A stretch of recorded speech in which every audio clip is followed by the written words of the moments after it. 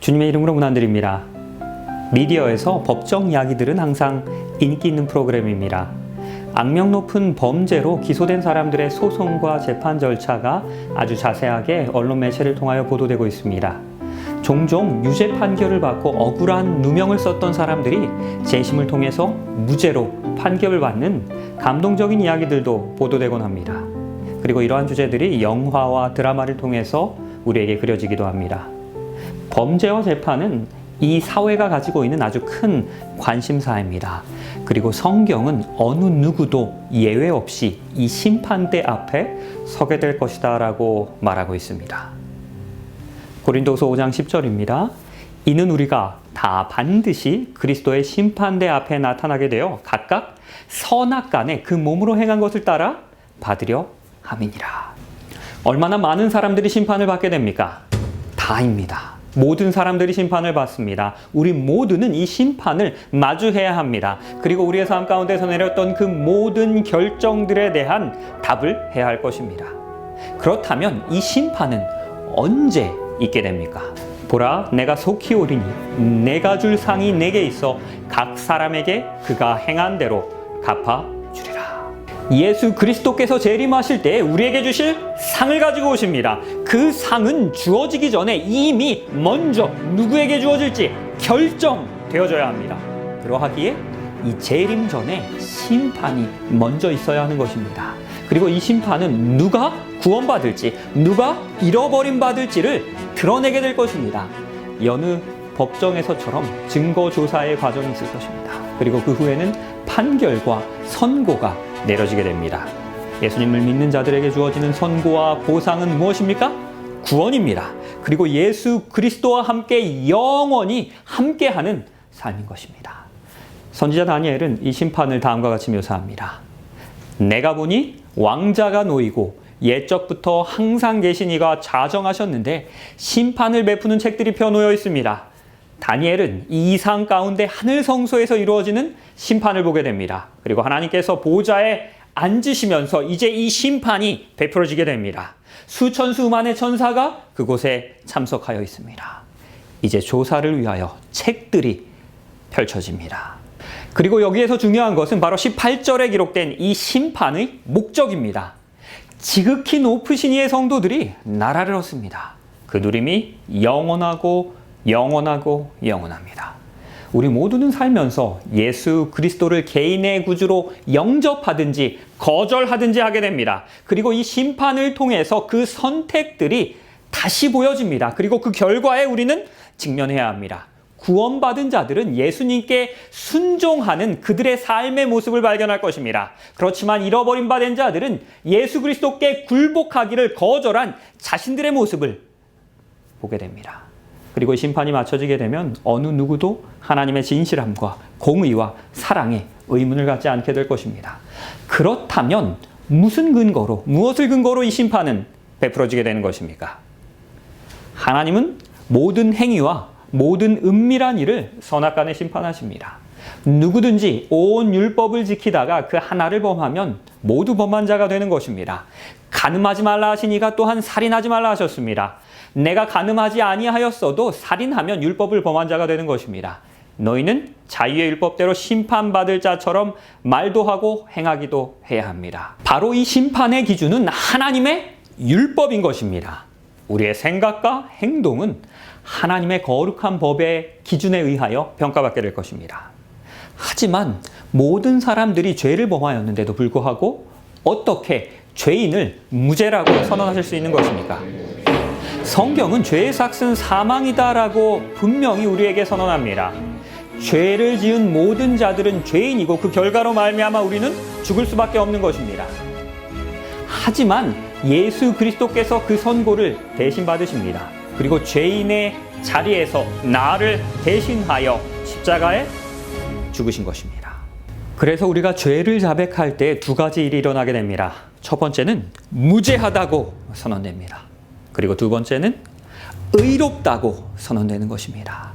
예수님은 그의 은혜의 풍성함을 따라서 우리의 죄를 용서해 주십니다. 그리고 그 은혜는 우리를 죄로부터 깨끗하게 해줄 것입니다.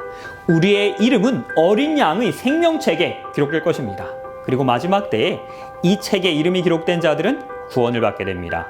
그리고 심판의 때에 예수님께서는 용서와 승리의 능력을 경험한 백성들의 이름을 생명책에서 지우지 않을 것입니다. 그의 이름은 지워지는 것이 아니고 그의 죄가 지워지게 될 것입니다. 다니엘은 이 심판의 시작을 다음과 같이 이야기합니다. 그가 내게 이르되 2300주야까지니 그때에 성소가 정결하게 되리라 하였느니라. 이 다니엘서 9장 20절에서 22절에는 다니엘서 8장에 등장했던 바로 그 가브리엘 천사가 다니엘에게 다시 나타납니다. 그리고 다니엘에게 이 심판이 언제 시작될 것인지를 알려주는 것입니다. 그리고 그 천사는 이 예언의 시작 부분이 2300주야의 전체 기간 가운데서 정하여졌다, 끊어졌다라고, 떼어졌다라고 말하는 것입니다. 그 결과로 이 2300주야의 예언의 시작점과 다니엘서 9장 메시아의 예언의 시작점은 동일한 것임을 우리가 확신할 수 있습니다. 두 기간 모두 동일한 예언에 속한 것입니다. 그리고 놀라운 사실은 이 예언의 첫 부분에서 예수 그리스도께서 우리의 심판자 되시는, 심판의 주체 되시는 예수 그리스도께서 우리의 메시아임을 분명히 알려주고 있습니다. 내 백성과 내 거룩한 성을 위하여 이른 이래를 기한으로 정하였나니 허물이 그치며 죄가 끝나며 죄악이 용서되며 영원한 의가 드러나며 환상과 예언이 응하며 또 지극히 거룩하신 이가 기름 부음을 받을 것입니다. 하나님께서는 이 배도한 이스라엘에게 회개할 수 있도록 70일의 기간을 허락하셨습니다. 그리고 그 기간 중에 그 기다리던 메시아가 예수 그리스도께서 이 땅에 오실 것이다 라고 약속하시는 것입니다. 내가 내게 40일로 정하였나니 하루가 1년입니다. 성경 예언에서 하루는 1년을 의미합니다. 이 원칙은 성경의 다른 곳에서도 찾을 수 있습니다. 그리고 수많은 예언과 성취를 통해서 이 법칙은 입증되었습니다. 다니엘서 9장의 사건을 우리가 문자적으로 70주, 곧 490일로 적용하면 그 의미를 이해하는 것은 불가능합니다.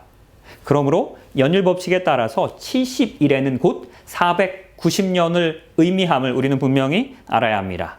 그리고 이 490년의 기간은 유대인들을 위하여 주어집니다. 그리고 이 예언의 시작점을 가브리엘 천사는 이렇게 이야기하는 것입니다. 그러므로 너는 깨달아 알지니라.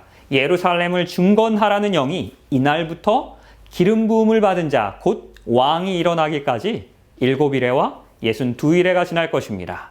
그리고 그 곤란한 동안에 성이 중건되어 광장과 거리가 세워질 것입니다. 이 예언의 시작점은 유대인들이 예루살렘으로 돌아가서 그 도시를 중건하도록 하는 그 조서가 내린 시점입니다. 에스라서 7장 11절에서 26절에서 찾을 수 있는 이 법령은 아닥사스다 통치 7년째인 457년에 내려지게 됩니다. 그렇다면 이제 이 시점으로부터 69일에가 지난 후에 무슨 일이 일어날 것이다 라고 예언되어 있는 것입니까? 기름 부음 받은 자, 곧 왕이 일어난다는 것입니다. 예루살렘 중건령으로부터 69일에가 지난 후에 메시아가 등장할 것이다 라는 예언입니다. 457년부터 69일에가 지난 시점은 언제입니까? AD 27년입니다. 이 기간을 계산할 때 우리가 분명히 기억해야 할 것은 역사상에 제로 연도가 없기 때문에, 0년이 없기 때문에 한 해를 더해서 계산해야 한다는 것입니다. 이 예언 법칙에 따르면 메시아가 AD 27년에 등장합니다. 메시아는 기름 부음 받은 자라는 뜻입니다. AD 27년에 예수 그리스도께서는 요단강에서 침례를 받으시고 성령의 기름 부음을 받으신 후에 메시아로서 그 공생의 사역을 시작하십니다. 누가복음 3장 1절에서는 예수 그리스도께서 티베리우스 황제 통치 15년째에 침례를 받으셨다라고 기록하고 있습니다. 그리고 역사적으로 티베리우스 15년은 AD 27년입니다. 예수 그리스도께서 바로 정확하게 AD 27년에 메시아로 오신 것입니다. 예수께서는 때가 찼다라고 말씀하셨던 바로 그 때는 다니엘서 9장 25절에서 예언하신 바로 그 예언의 때가 이제는 찼다라고 선포하신 것입니다. 그리고 다니엘서에서는 계속해서 이 메시아에게 일어날 일들에 대하여 예언합니다. 62일의 후에 기름 부음 받은 자, 곧 메시아가 끊어지게 될 것입니다. 예수 그리스도의 죽음을 예언하는 것입니다. 이에 대하여 더 구체적으로 다음과 같이 예언합니다. 그가 그 이래의 절반에 제사와 예물을 금지합니다. 마지막 이래의 절반은 곧 AD 31년입니다. 바로 이때는 예수 그리스도께서 27년에 메시아로 오신 지 3년 반의 기간이 지난 바로 그 시점인 것입니다. 예수께서 죽으셨을 때 성소의 휘장이 위로부터 아래로 찢어지게 됩니다. 바로 이것은 어린 양 되신 예수 그리스도께서 온 세상을 위하여 죽으셨기 때문에 더 이상 우리에게는 제사제도가 필요 없다는 것을 알리는 것입니다. 성전에서 유월절 어린 양은 1년에 한 번 아주 특별한 방법으로 특별한 시간에 희생제물로 드려졌습니다. 예수님은 성전에서 제사장들이 그 유월절 어린 양을 죽이려 했던 바로 그 시간에 바로 그때에 십자가에서 죽으셨습니다. 암흑이 덮였던 바로 그날 오후에 우리의 유월절 어린 양, 곧 예수 그리스도께서 우리의 희생이 되신 것입니다. 이 예언이 보여주듯이 성경은 우리가 분명히 믿을 만한 책이며 예수 그리스도는 성경의 예언을 정확하게 성취시킨 생애를 사신 메시아임을 우리에게 알려주는 것입니다. 예수께서 이 12를 보내시며 명하여 이르시되 이방인의 길로도 가지 말고 사마리아인의 고을에도 들어가지 말고 오히려 이스라엘 집에 잃어버린 양에게로 가라. AD 27년에 메시아로서 기름 부음을 받으신 예수 그리스도께서는 유대인들에게 먼저 복음을 전하라 라고 가르치셨습니다. 그리고 그분은 유대인들이 예수 그리스도를 메시아로 영접하기를 그 누구보다도 갈망하셨습니다. 그리고 십자가에 달리신 후 부활하신 이후에도 제자들에게 다시 한번 강조하십니다. 예루살렘에서 먼저 사역을 시작하라는 것입니다. 예수께서는 예루살렘에 거하는 자들을, 그 유대인들을 끝까지 포기하실 수가 없으셨던 것입니다. 그 유대인들에게는 마지막으로 자신들의 죄를 회개할 수 있는 기회가 아직도 남아 있었던 것입니다. 예수님은 예루살렘의 백성들을 사랑하셨지만 그 구원의 선물을 거절하는 이들에게 경고하십니다. 그러므로 내가 너희에게 이르노니 하나님 나라를 너희는 빼앗기고 그 나라의 열매 맺는 백성이 받게 될 것입니다. 예수님은 유대인들에게 약속하셨던 그 영광스러운 미래가 그들에게서 빼앗겨져서 다른 민족들에게로 가게 될 것이다 라고 경고하시는 것입니다. 경건한 사람들이 스데반을 위하여 장사하고 위하여 크게 울더라. 그 흩어진 사람들이 두루 다니며 복음의 말씀을 전할세. 이 스데반이 유대 종교 지도자들에게 죽임을 당합니다. 그리고 그는 첫 번째 그리스도인 순교자가 되는 것입니다. 바로 이때가 AD 34년이었습니다. 바로 그때는 70일의 예언이 시작된 지 정확하게 490년이 지난 바로 그 시점이었습니다. 이 핍박을 기점으로 하여 생명의 위협을 느낀 그리스도인들이 더 이상 예루살렘에 거할 수 없게 되는 것입니다. 그리고 이방 지역들로 흩어지게 됩니다. 그리고 그곳에서 복음을 전하게 됩니다. 복음의 축복이 이제는 유대인의 거절로 말미암아 이방인들에게로 전해지게 된 것입니다. 유대인들은 더 이상 하나님의 선택된 민족들이 될 수 없었습니다. 오늘날 예수 그리스도를 그들의 개인의 구주로 영접하는 모든 이들이 하나님의 백성이 될 수 있게 된 것입니다. 너희가 그리스도의 것이면 곧 아브라함의 자손입니다. 약속대로 이제는 우리가 유업을 받을 자입니다. 무릇 표면적 유대인이 더 이상 유대인이 아닙니다. 표면적 육신의 할례가 더 이상 할례만은 아닌 것입니다. 오직 이면적 유대인이 유대인이며 할례는 우리의 마음으로 하는 것입니다. 그러하기에 이제는 누구든지 그리스도 예수를 개인의 구주로 영접하는 이들이 곧 하나님의 백성인 것입니다. 다시 2300주야 예언으로 돌아가겠습니다.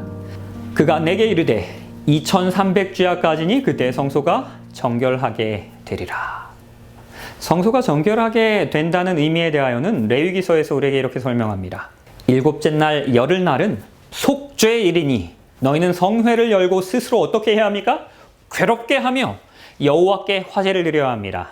그리고 이날에는 너희를 위하여 속죄하여 너희를 정결하게 하라. 너희의 모든 죄에서 너희가 여호와 앞에서 정결하게 될 것입니다. 매일 드리는 제사에서 희생 제물이 바쳐지게 되면 제사장은 그 제물의 피를 가져다가 성소 안의 휘장에 뿌리게 됩니다. 그리고 또 다른 경우에 제사장들은 그 희생 제물을 먹기도 했습니다. 이 두 예식 가운데서 나에게서 죄물로 옮겨졌던 그 죄가 성소로 전가되는 것임을 상징하고 있는 것입니다. 그리고 1년에 한 번 대속죄일이라고 불렸던 바로 특별한 행사가 있었던 그때에 대제사장이 지성소 안으로 들어갑니다. 이 대속죄일은 사람과 하나님이 완전한 조화를 이루기 위하여 따로 구별된 날이었습니다. 대속하다라는 의미는 하나님과 하나가 되도록 회복된다는 것입니다.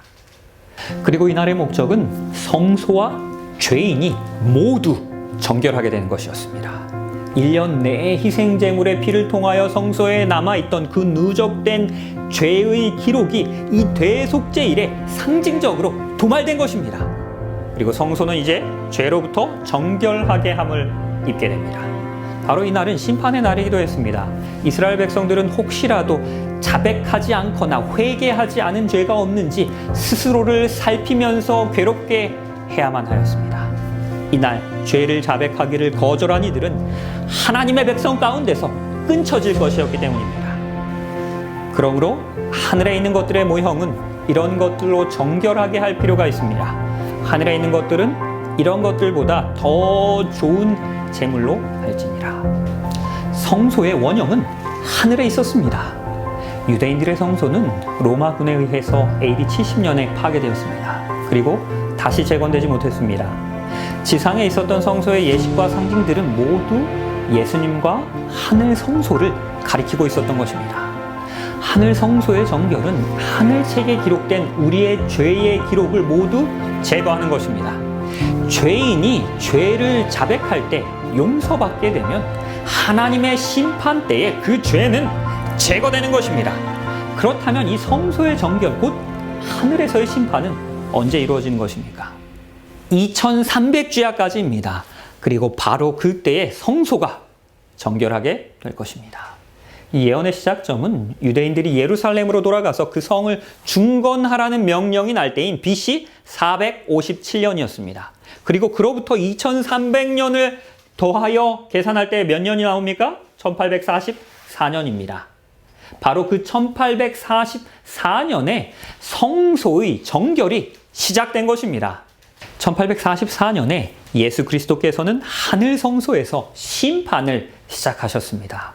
그리고 이 성경의 예언에 따르면 우리는 지금 마지막 심판의 시간 속에 살고 있는 것입니다. 그리고 이 심판을 우리는 조사 심판이다라고 이야기합니다. 한 번은 교통사고를 당해서 억울하게 가해자로 몰린 적이 있습니다. 변호사를 3군데나 찾아갔지만 제가 증거가 없었기 때문에 아무도 제 케이스를 맡아주려고 하지 않았습니다. 끝끝내 저는 변호사를 구하지 못했습니다. 그런데요, 만일 이때에 아주 유능하고 의로운 변호사가 제 사건을 맡아주었었더라면, 그래서 재판 기일이 잡혔었더라면 그 재판은 저에게 있어서 저의 억울함을 풀어주는 복음의 사건이 되었을 것입니다. 죄로 인하여 유죄 판결을 받은 우리에게 복음이 있습니다. 우리에게 유능하신 재판장이 있다는 것입니다. 우리에게 유능하신 변호사가 있다는 것입니다. 만일 누가 죄를 범하여도 아버지 앞에서 우리에게 대언자, 변호사가 있으니 곧 의로우신 우리 구주 예수 그리스도이십니다.